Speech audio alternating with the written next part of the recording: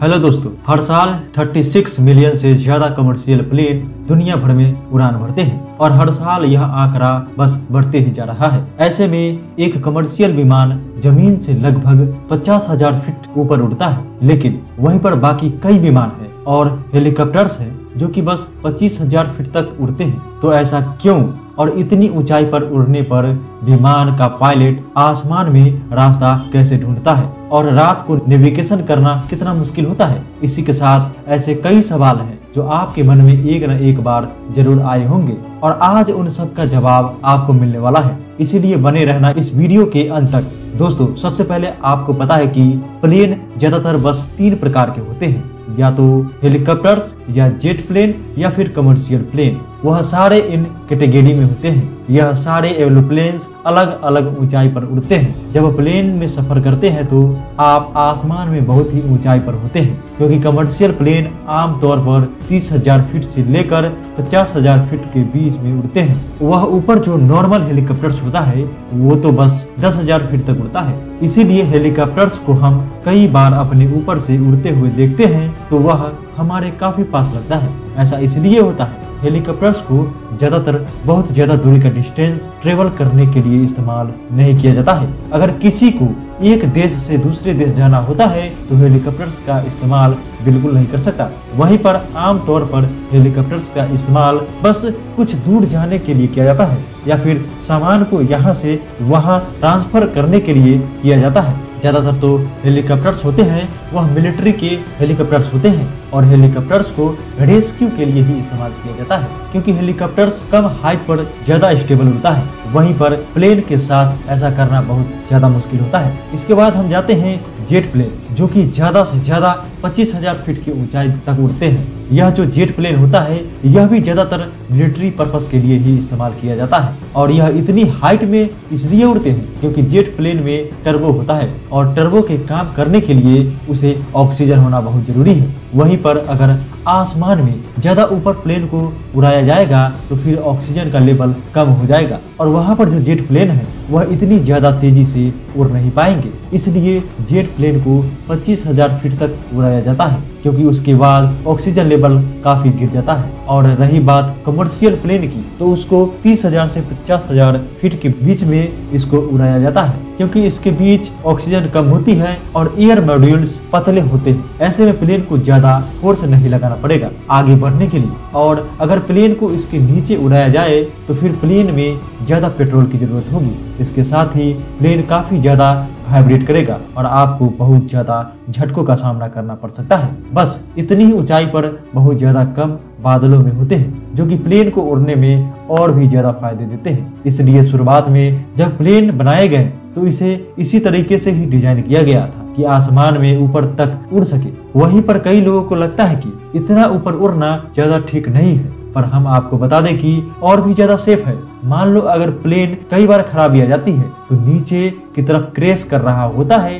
तो उसकी हाइट करीब 40,000 फीट तक होता है और उसे पहुंचने में ज्यादा वक्त लगेगा। वहीं पर एक हेलीकॉप्टर्स और जेट प्लेन बस कुछ ही सेकेंड में जमीन पर गिर जाएगा। इसलिए इतने ऊपर से नीचे आते वक्त पायलट के पास मौका होता है कि प्लेन को गिरने से बचा ले। इसी के साथ प्लेन को और ऊपर उड़ाने में और कई फायदे हैं और थोड़े बहुत नुकसान भी हैं, लेकिन उन्हें काउंटर करने के लिए हमारे इंजीनियर्स ने बहुत मेहनत की है। अब आपको यह तो समझ में आ गया होगा कि प्लेन इतनी ऊंचाई पर क्यों उड़ते हैं, लेकिन प्लेन इतने ज्यादातर ऊपर उड़ने के बावजूद लोकेशन का पता कैसे लगाते हैं, यानी कि उन्हें डायरेक्शन का पता कैसे लगता है कि उनकी डेस्टिनेशन कहाँ पर है। कई लोगों को ऐसा लगता है कि आसमान में उड़ते हैं यानी कि वे कहीं पर भी उड़ सकते हैं आसमान में और आराम से अपने डेस्टिनेशन पर पहुंच सकते हैं, पर ऐसा नहीं है। बिल्कुल जैसे हमारे पास रोड होती है वैसे ही प्लेन के पास भी रास्ता होता है जिससे उसे फॉलो करना पड़ता है और अगर कोई पायलट वह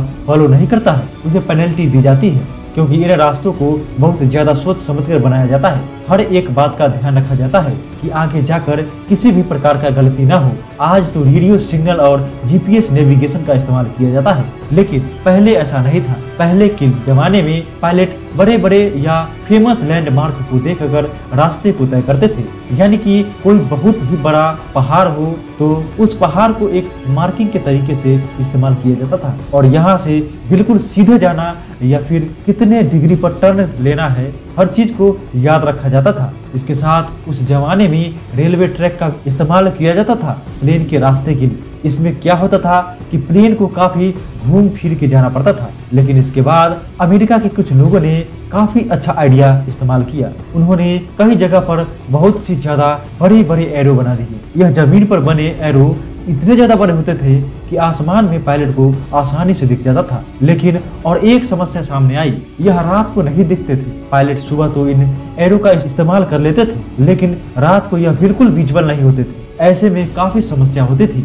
और फिर इसका हल निकाला गया और इन एरो के बाजू में लाइट्स लगा दी गई। और फिर जब रेडियो वेव और जीपीएस नेविगेशन का इन्वेंशन हुआ तो इसके बाद इसी का इस्तेमाल किया जाता है और एक प्लेन के लिए जीपीएस नेविगेशन खास तरीके का रास्ता बनाया जाता है जो कि सारे पायलट्स को मानना पड़ता है। यह सारे रास्ते जो है वह लैंडमार्क को देखकर बनाए जाते हैं, यानी कि जमीन किस प्रकार की है, क्या वहां पर बड़े बड़े पहाड़ है या नहीं है, और वहां पर मौसम कैसा रहता है, ऐसे सारी चीजों को ध्यान में रखा जाता है। इसलिए कई ऐसी जगह है जहां पर सर्दी के सीजन में प्लेन नहीं चलते और सर्दी के सीजन में उन्हें प्लेन को दूसरा रास्ता इस्तेमाल करना पड़ता है, क्योंकि वहां पर सर्दी बहुत ही ज्यादा क्लाइमेट्स बिगड़ जाता है जो प्लेन के लिए बिल्कुल सही नहीं है। इसके साथ आपको भी पता होगा कि कहीं ऐसी जगह है जो नो फ्लाइंग जोन है, जैसे कि राम मंदिर, ताजमहल, हिमालय और ऐसे बहुत सारे फेमस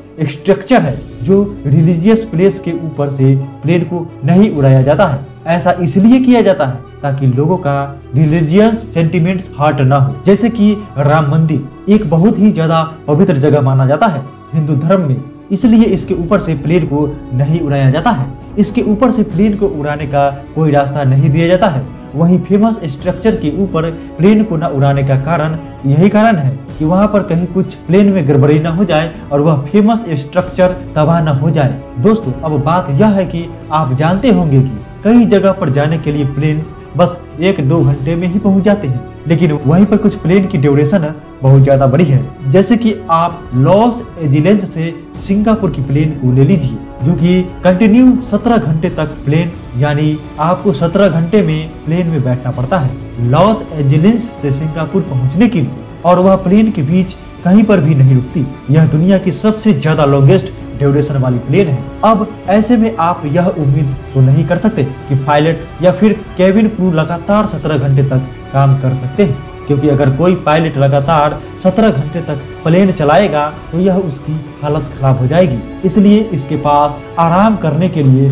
खास जगह बनाई जाती है। जैसे कि पायलट जो होते हैं उसके कॉकपिट में बाजू में ही खास तरीके से सीट होती है जिसमें बैठकर थोड़ी देर आराम कर सकता है या फिर सो सकता है। ऐसे लॉन्ग ड्यूरेशन वाले प्लेन में पायलट हमेशा दो के क्रॉस में प्लेन उड़ाते हैं, यानी मैं 9 घंटे तक एक पायलट उड़ाता है, उसके बाद अगले 9 घंटे तक दूसरा पायलट, और ज्यादातर कई बार पायलट थक जाते हैं तो प्लेन को थोड़ी देर के लिए ऑटो पायलट मोड में भी डाल दिया जाता है। ऐसे में एक बोनस फैक्ट है कि यह पायलट 17 घंटे से ज्यादा वक्त तक लगातार काम नहीं कर सकता और उसे मिनिमम 9 घंटे का काम तो करना ही चाहिए। अगर उसकी तबीयत सही है तो इसी के साथ जो केबिन क्रू होते हैं जो कि आपकी सेवा के लिए 24 घंटे रहते हैं, वह भी शिफ्ट में काम करते हैं, यानी कि बिल्कुल पायलट की तरह। कुछ घंटे तक एक केबिन क्रू का ग्रुप काम करता है और उसके बाद दूसरा केबिन क्रू का ग्रुप काम करता है और तभी पहला वाला क्रू आराम करता है। और इसके लिए प्लेन में खास जगह बनाई जाती है, कई सारे बैठ जाएंगे जिसमें से आराम के लिए केबिन क्रू सो सकते हैं। यह जो जगह होती है यह इकोनॉमिक्स या फिर बिजनेस क्लास पेन सेक्शन के बीच में होती है। ऐसा इसलिए ताकि आराम करने के साथ जरूरी समय आने पर दोनों साइड सर्विस दे सके। और आपसे ज्यादातर लोगों ने अगर प्लेन में सवारी नहीं भी की है उसके बाद भी आपको प्लेन में यह जगमगाती लाइट्स के बारे में तो पता ही होगा। प्लेन में आखिर ये रोशनी क्यों होती है? वैसे तो प्लेन के आगे वाले हिस्से में एक सफेद कलर की बड़ी सी लाइट होती है जो कि रात में रास्ता देखने के लिए मदद करती है। इसके साथ प्लेन में पंखों पर और उसके पीछे वाले वर्टिकल विंग्स पर छोटी लाइट्स होती है जो कि लगातार जगमगाती रहती है। तो आखिर इनका काम क्या होता है? कई बार रात को ट्रेवल्स करते वक्त मौसम इतना खराब होता है कि प्लेन में पायलट को कुछ चीजें सही से दिख नहीं पाती है। ऐसे में यह जो प्लेन में जगमगाती रोशनी होती है यह नेविगेशन का काम करता है। दरअसल प्लेन एक साइड से रेड लाइट होती है, दूसरे साइड से ग्रीन कलर की लाइट होती है और वर्टिकल विंग्स में व्हाइट कलर की रोशनी होती है ताकि हर मौसम में यह लाइट देख सके। और अगर सामने से कोई प्लेन आ रहा है और बहुत ज्यादा अंधेरा या फिर मौसम खराब है तो इन लाइट्स के जरिए उसे आसानी से पता चल जाएगा इसके सामने कोई प्लेन है। और लाइट्स अलग अलग कलर का रखने का यह भी कारण है कि हर मौसम में कोई ना कोई लाइट्स तो दिखी जाएगी। आपको विमान से जुड़ी हमारी यह वीडियो कैसी लगी नीचे कमेंट सेक्शन में हमें जरूर बताएं और ऐसे ही वीडियो देखने के लिए हमारे चैनल को सब्सक्राइब करके हमारे चैनल के साथ जुड़ सकते हैं। धन्यवाद।